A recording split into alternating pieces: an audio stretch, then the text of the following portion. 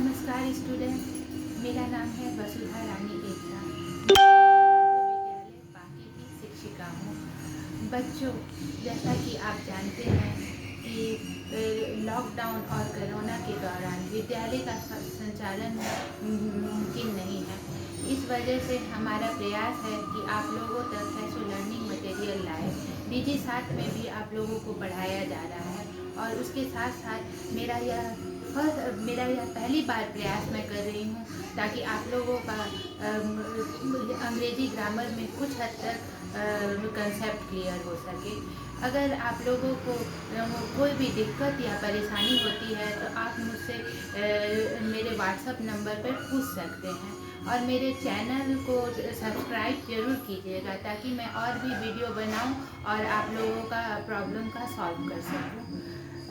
मेरा यह वीडियो बनाना और चैनल लाने का यही मेन मोटिव यही है। तो आइए शुरू करते हैं। आज मैं आप लोगों को यूज़ ऑफ इट बता रही हूँ। इट का प्रयोग कैसे होता है उसके बारे में बता रही हूँ। बच्चों, मैंने अपने टीचिंग एक्सपीरियंस में यह देखा है कि बच्चों को तो यूज़ ऑफ इट का मतलब अच्छी तरह समझते हैं, लेकिन रिटर्न पोर्शन में उन लोगों को सिंपल सा फॉर्म रहता है लेकिन उन लोगों को बहुत मिस्टेक हो जाती है। सिंपल तो है, अगर आप उसका कंसेप्ट को क्लियर कर दे तो आपसे कभी मिस्टेक नहीं होगा और आप एग्जामिनेशन में बहुत ही अच्छे नंबरों से पास कर सकते हैं। और 3 से लेकर 10 तक के स्टूडेंट को यूज़ ऑफ इट का कंसेप्ट क्लियर होना बहुत ज़रूरी है। तो सबसे पहले कंसेप्ट 1 की बात करते हैं। इट का मतलब क्या होता है?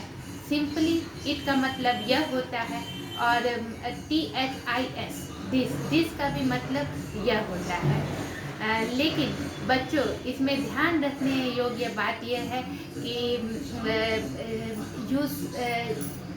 इसमें ध्यान यह देना है कि इट का प्रयोग हम निर्जीव वस्तु के लिए करते हैं, यानी नॉन लिविंग थिंग के लिए करते हैं। लेकिन दिस का प्रयोग हम लिविंग और नॉन लिविंग यानी सजीव और निर्जीव दोनों ही चीज़ों के लिए करते हैं। लेकिन मॉडर्न इंग्लिश में देखा जा रहा है स्पोकन फॉर्म में दोनों ही इट का भी यूज़ सजीव और निर्जीव दोनों वस्तुओं के लिए किया जा रहा है, यानी लिविंग और नॉन लिविंग दोनों थिंग्स के लिए किया जा रहा है। एक एग्जाम्पल के तौर पे देखते हैं, जैसे कि यह एक पेन है, दिस इज़ अ पेन। इसको हम लोग इस तरह से भी बोलेंगे तो वो रॉन्ग नहीं होगा, it is a pen. This is Ram. इसमें बच्चों ध्यान देने का बात यह है कि राम एक लड़के का नाम है, इसलिए इसमें दिस का प्रयोग किया। अगर रिटन पोर्शन में इट इज़ राम आप लिखते हैं तो ये रॉन्ग होगा। बोलने स्पोकन फॉर्म में कुछ हद तक आपको माफ़ किया जा सकता है, लेकिन रिटन पोर्शन में नहीं, इसमें मिस्टेक हो जाता है।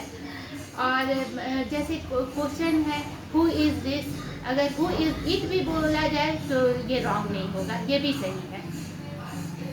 What is this, what is it, दोनों ही तरह से आप बोल सकते हैं। अब हम लोग कंसेप्ट 2 का यूज़ देखते हैं। यूज़ ऑफ इट का कंसेप्ट 2 क्या है? कंसेप्ट 2 में इट का यूज़ हम सब्जेक्ट के साथ दिन या वार बोलने के लिए करते हैं। जैसे आज सोमवार है, टुडे इज़ मंडे। इस तरह से जनरली स्पोकन के फॉर्म में बोला जा सकता है, लेकिन रिटर्न के फॉर्म में आप लिखेंगे कि टुडे इज़ मंडे, ये बच्चों गलत होगा।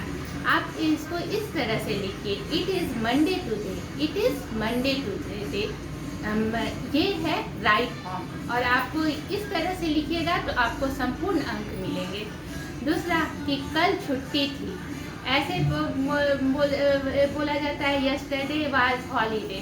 इस तरह से स्पोकन के तौर पे चलता है, लेकिन बच्चों रिटर्न के फॉर्म में आपको इस तरह से लिखना है, it was holiday yesterday, it was holiday yesterday.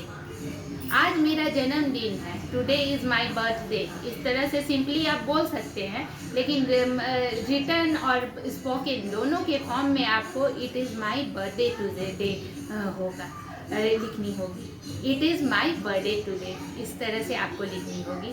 कल छुट्टी होगी, यानी फ्यूचर टेंस में कल छुट्टी होगी। टुमारो विल बी हॉलीडे, लेकिन रिटर्न के फॉर्म में सही लिखने का तरीका है it will be holiday tomorrow, it will be holiday tomorrow, इस तरह से। अब बच्चों, अब हम लोग देखते हैं यूज़ ऑफ इट का कंसेप्ट नंबर 3, मौसम का हाल बताने के लिए।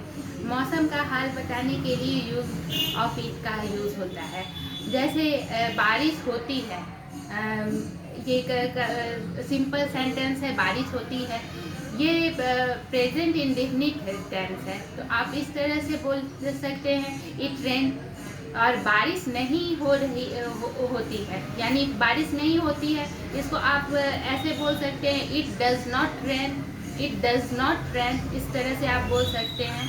और ये बारिश हो रही है, आगे हम लोग टेंस पढ़ेंगे तो टेंस में ये सब सारे कंसेप्ट आपको अच्छी तरह से क्लियर हो जाएंगे। जैसे प्रेजेंट कंटिन्यूअस में बारिश हो रही है, it is raining, it is raining. अब उसी तरह से सिर्फ बारिश का मौसम तो नहीं होता है बच्चों, बारिश के साथ साथ ठंड के भी मौसम होते हैं और गर्मी के भी मौसम होते हैं। और अगर आज ठंड है तो इट इज़ कोल्ड टुडे, आज ठंड है इट इज़ कोल्ड टुडे। आज गर्मी है इट इज़ हॉट टुडे, इस तरह से। अगर आपसे कोई भी पूछे कि हाउ इज़ वेदर टुडे, तो आप इस तरह से बोल सकते हैं it is raining today, it is raining today, it is hot, it is cold, इस तरह से आप लोग बता सकते हैं। उम्मीद है बच्चों कि आपको यह मेरा वीडियो पसंद आएगा, इसको लाइक ज़रूर कीजिएगा। नमस्कार।